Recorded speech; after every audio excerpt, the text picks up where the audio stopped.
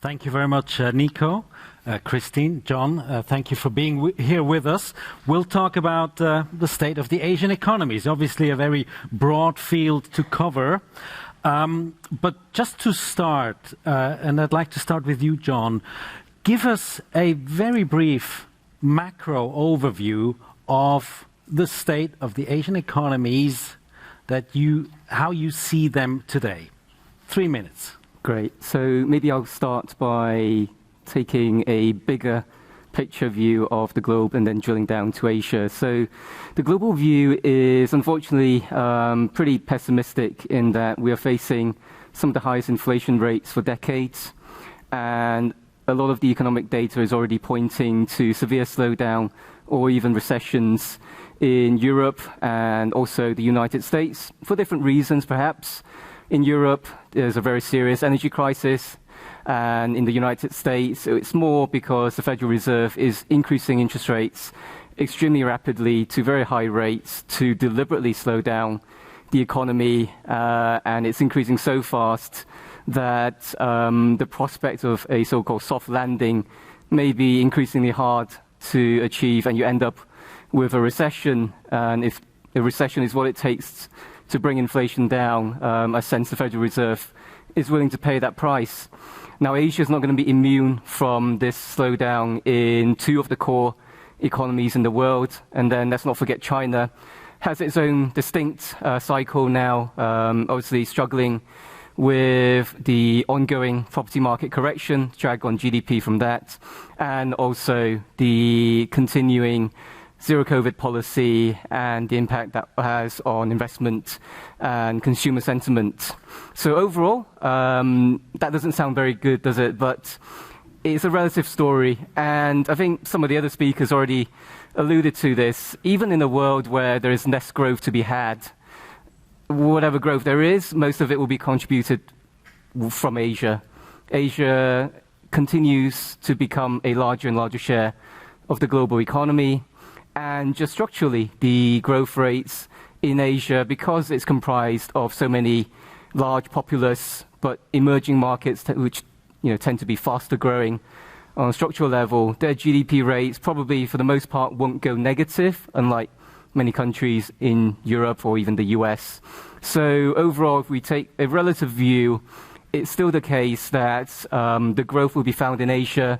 And just finally, on inflation, I would argue Asia has actually outperformed in terms of inflation outcomes.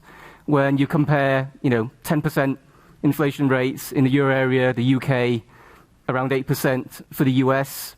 In Asia, on average, it's high and it's going up, but, and this is a very broad average, but it's around 5%, which isn't, particularly low, but lower compared to the other economies I've talked about, and also not particularly high compared to past history. For US and Europe, the inflation rates, 10+% is way, way, way on the right tail of the distribution. It's something that most Europeans are not used to.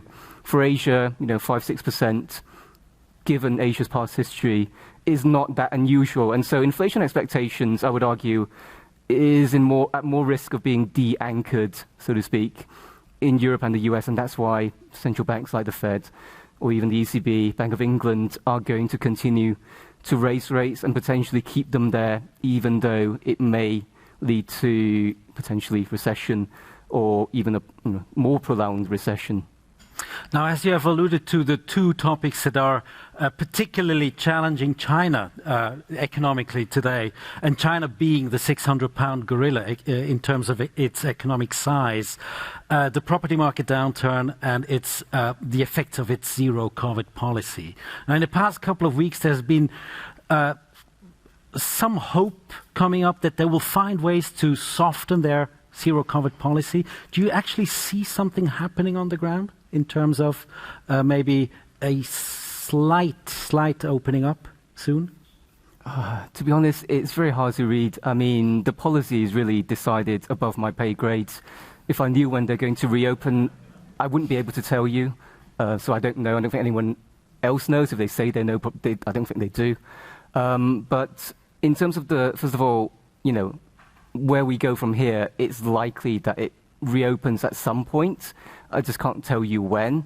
But I would caution against expecting a kind of big bang or a big recovery in pent-up consumer spending. I think there are a lot of things there that suggest that, for example, labour market, youth unemployment over 20%, not particularly conducive to a big bang, reopening and pent-up spending.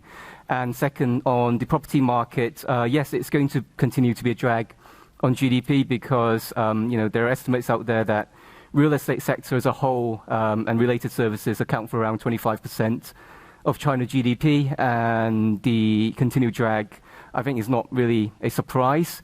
I think what really worries people is whether the deflating of a property bubble follows along the lines of famous bubbles in the past, like the US subprime, or before that, Japan in the 80s and 90s.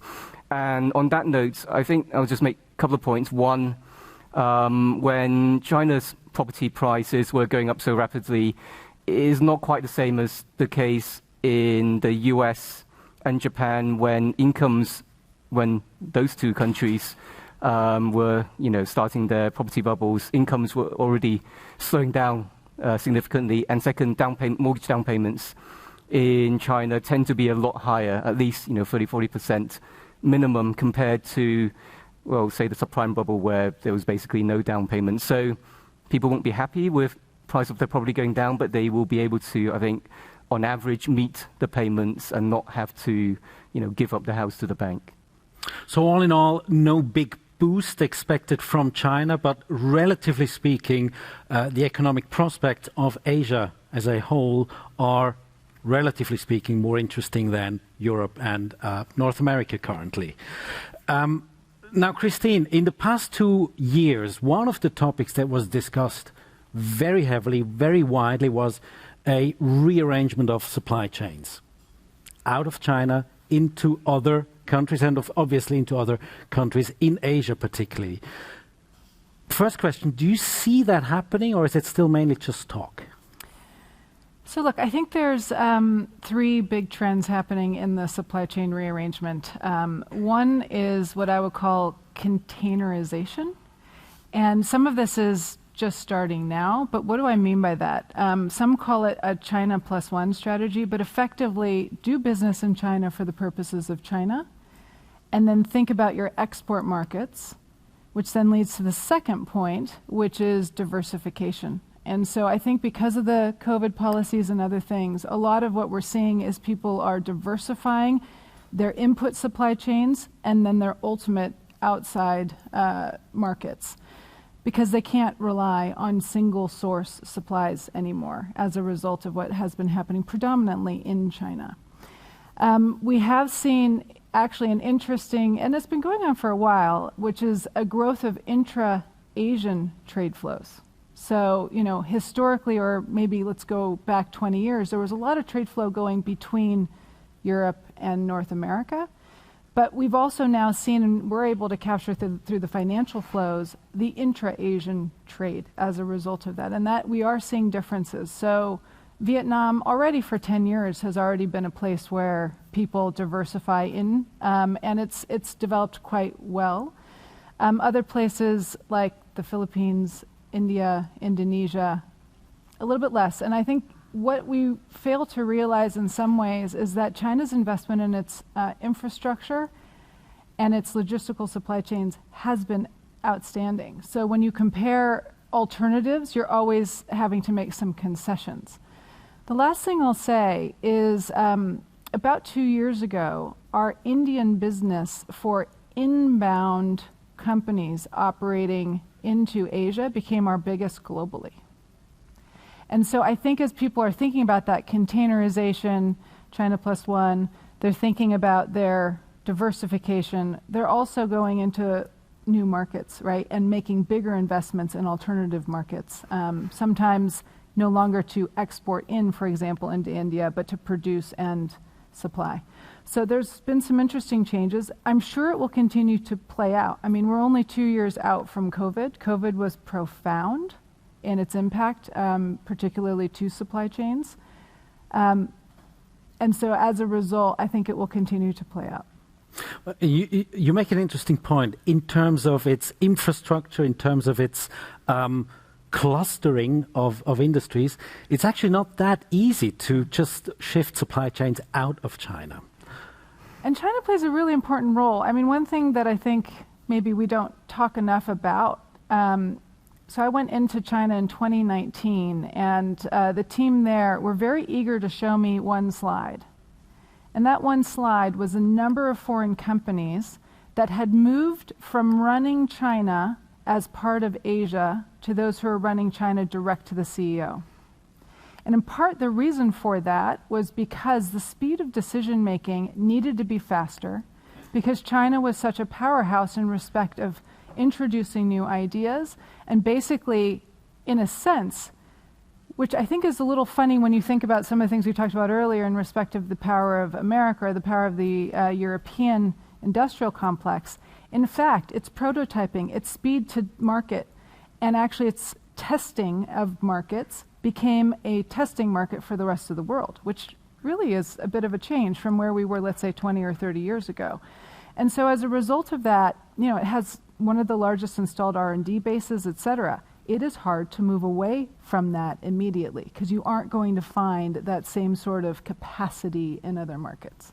Just a reminder to the audience, whenever you have a question, just type it into Slido and I'll see it here on stage. John, given Kristine's point that it's actually not that easy to move supply chains out of China, which country or countries are best suited to gain, to win relatively when supply chains are shifted?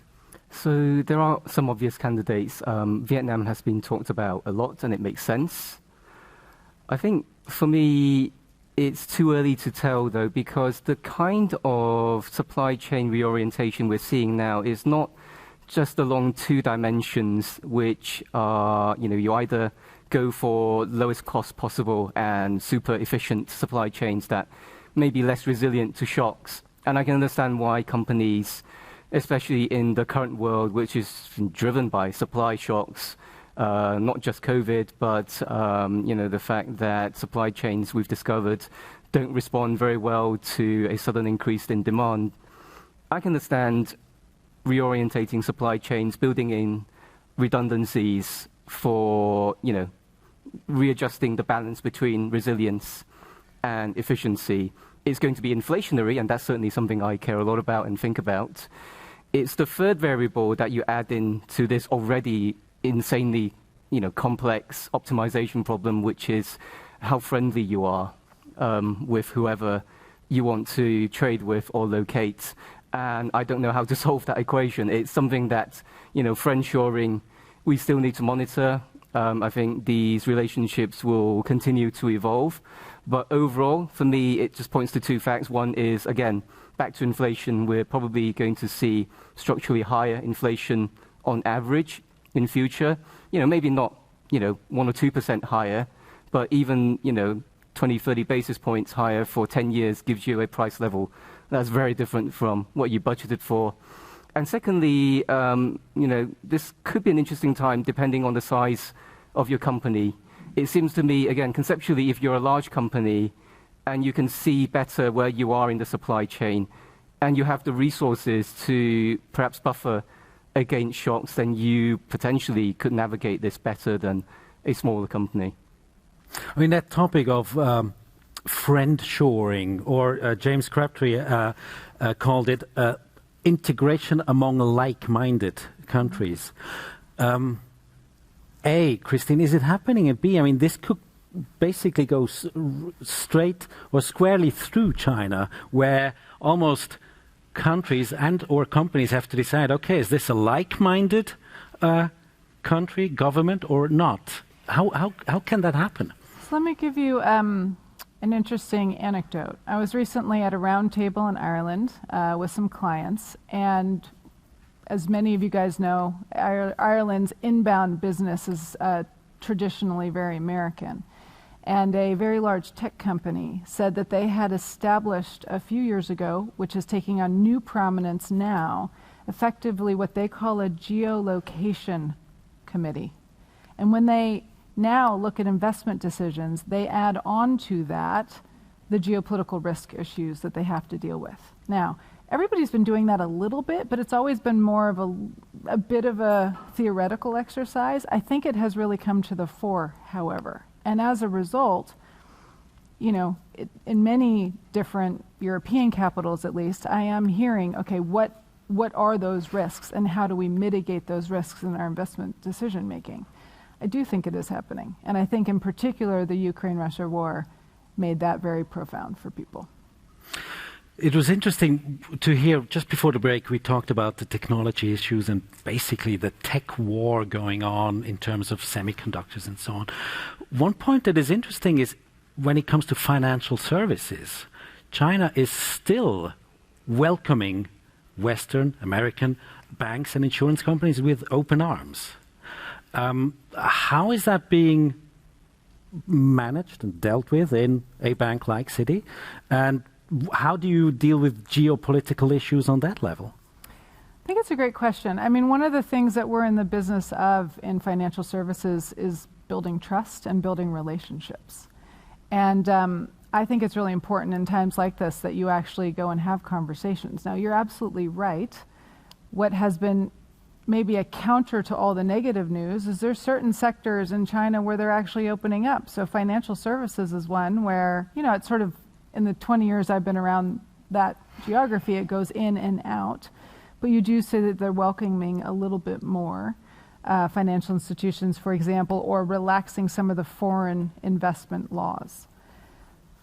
That being said, you know, if you look around the world, I would posit, actually financial services, which used to have really a global headquarters in London, has now become far more fragmented. And so I think when we're looking at financial services and where we base ourselves, we're in a multiplicity of locations rather than, you know, ease of doing business just from the UK for the rest of the world. And so I think those patterns are changing. Now, one of the things I also think which is interesting is if you look at how the financial services world is looking at Asia, one big trend which might be relevant to this market is the growth of wealth. And so by 2026, we're estimating that Asia will have about 70 trillion of addressable wallet for, I think it's billion, of addressable wallet for wealth, right? So that means that banks, which in some ways have had to retrench foreign banks out of Asia to some degree, we're also seeing a lot of Swiss banks, a lot of European banks who have interest in growing their ties to Asia, taking advantage of that wealth creation that's happening there.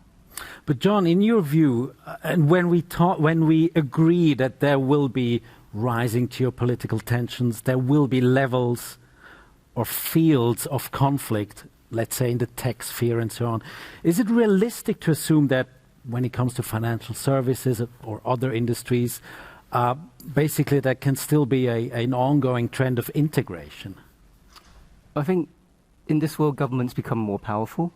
I think there's no doubt that the legacy of the pandemic has shown that governments can do a lot of things, and people go to governments for almost ex post insurance after the fact, you know, to deal with either the pandemic or the cost of living crisis, and that is fine.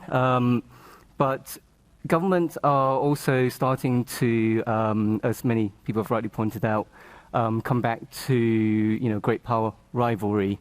And maybe this is going to be a slightly contrarian or view, or probably unpopular right now, but, you know, as an economist, and I believe most economists are like this, are still very pro-free trade, which I don't think is a dirty word. And secondly, even amongst people, I think they want to trade with each other, do business with each other, and the best argument for free trade is the liberal argument, which is that people, you know, in general want to trade and interact with each other. And then as financial services firms, there is a lot of good that can be done still. So, you know, it's very interesting to me that we talk about geopolitics hugely in this morning. But, you know, in person, talking to everyone, and we discussed, you know, how bad the lockdown has been for me, for my family, not being able to see them for 4 years.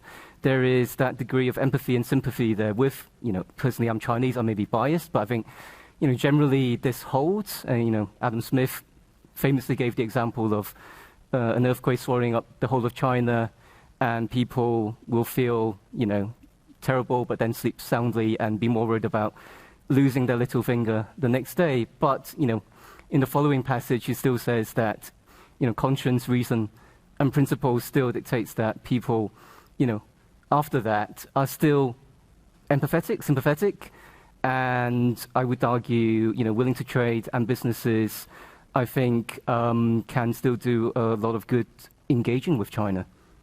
So that's my, in defense of trade speech. I think it was Bruno who said in his remarks that we see a return of industrial policy, government-driven industrial policy in the US now as well, in Europe now as well.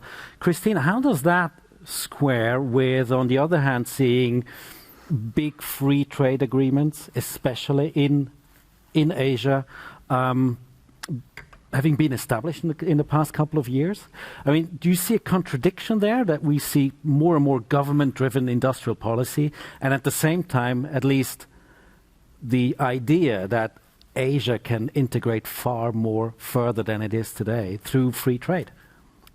Yeah, well, so if I take the antithesis to that, one of the things that's very interesting in China is when we look at activity levels today, public activity, i.e. state-led, has now overtaken private activity.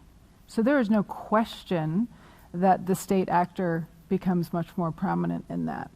That then creates a knock-on effect of how companies need to think about how they're doing business.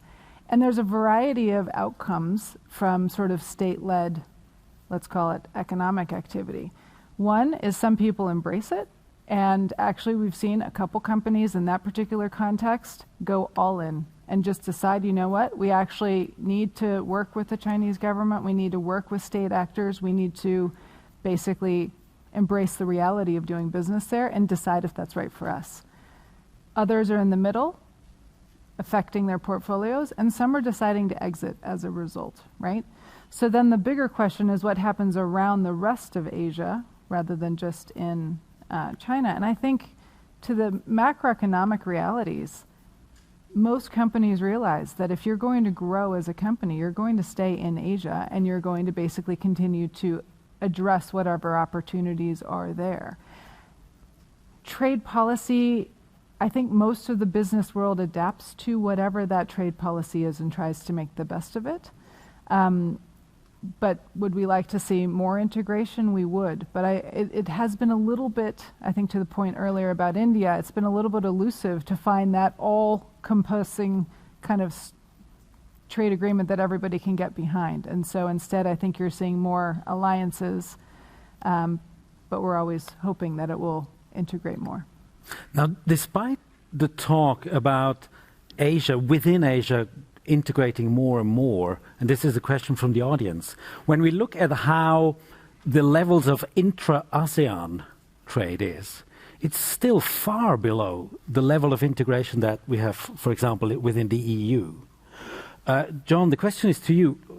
Is that just because it's early in the process, or why is that integration not going on much faster? I think part of the reason is geography. The distances are so much larger, and there is water in between. Now that can be overcome to a certain extent with better infrastructure, and also potentially in future, don't forget services trade, digital trade, which by its nature is much easier and instant and cheap to trade across borders. That's one area potentially for hope. But the fact that you mentioned, the RCEP, it is very early. Tariffs are coming down, but it's going to take a decade or more. So I don't think we're expecting, again, a sudden, big bang in terms of everyone lowering tariffs in all sectors. But it is going in the right direction, which is that you have a lot of countries, 15, that in normal times not, let's say, friendly with each other, but willing to trade with each other. And that is, again, something that should lead to greater trade flows, maybe not for everyone. So actually some of the biggest winners may actually be China, Japan, because there wasn't a trade agreement before, whereas the ASEAN region actually already did have a lot of trades before the RCEP. If I could just add, I think when you think about the maturity of business and the globalization of business, I think one of the reasons that we're not yet seeing full integration is partially because Southeast Asia still needs to mature. So if you go back to the 80s, which was referenced earlier, Japan globalized its companies, right? And they became, global titans. You then had South Korea. So everybody has cars or electronics from South Korea, and they truly are global, and they do a lot of trade, in this region. China has also started to go abroad. So, some of these are becoming household names where they're globalizing.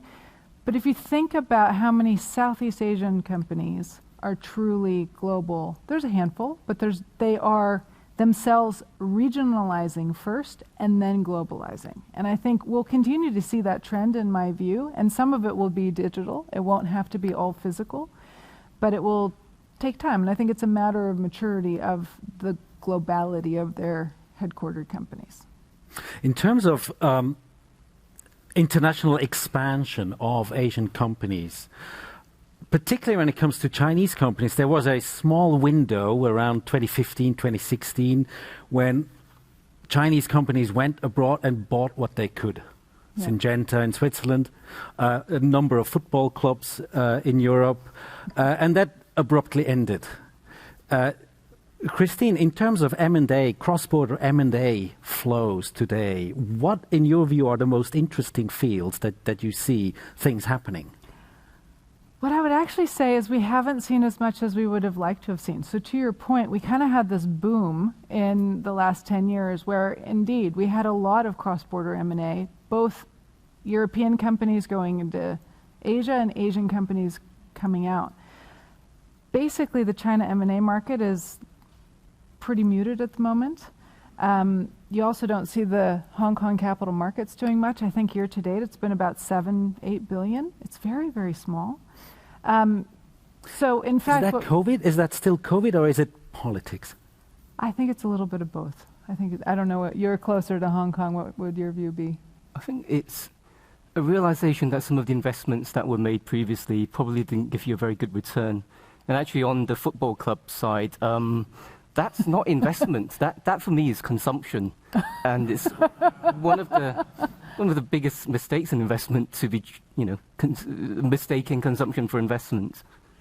But I think the other thing which has come on particularly, and it's very interesting for the mergers and acquisitions world, is you now have new friction. So some of you would have heard that in the United States there's a group called CFIUS, and CFIUS basically review and approve all inbound M&A, particularly Chinese M&A, into the United States.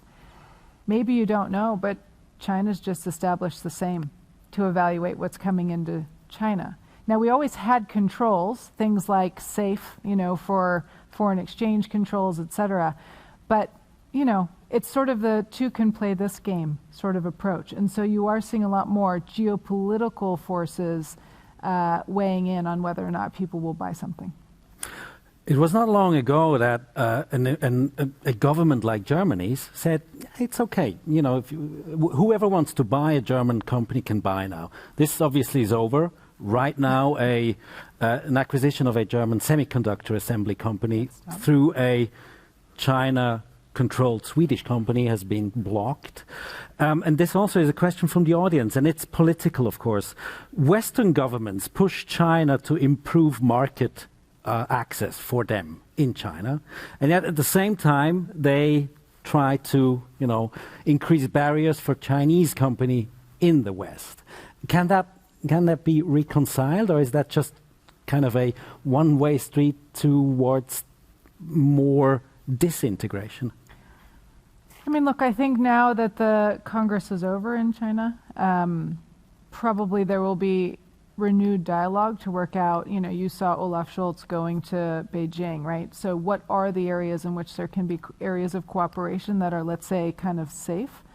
But I think it'll take some time to settle down, is my perfect view. So I just think today it is going to be very political, and I see that trend continuing. We unfortunately are running out of time. We already have to come to a close, but as a closing statement, I'd like to hear from both of you, because you, John, said in the very beginning, it's a relative game in the end. So if you look at Asia today, in terms of economic potential, which two countries do you see have the most interesting perspectives with a view of the next couple of years? Which two countries would you pick today to invest in? Kristine first? I mean, I'll start with one. I think what we're hearing from a lot of our clients, and also represented in what we think is longer-term growth, is that India will be a net beneficiary of a lot of the changes geopolitically in Asia. So just one, India. I'll just go for India, yep. And John?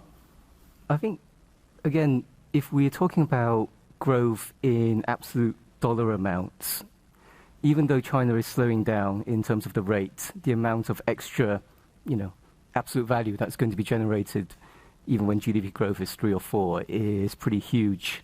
Now, the investment is going to have to come with maybe higher risk premium. I don't deny that. But I think there are opportunity, and again, the fact that quantity has a quality all of its own there is important. And then second, yes, it's the other billion-person country, which is India. And similarly, the quantity there is so vast that it's difficult to look past it. Okay, with that, please join me in thanking Kristine Braden and John Zhu. Thank you very much.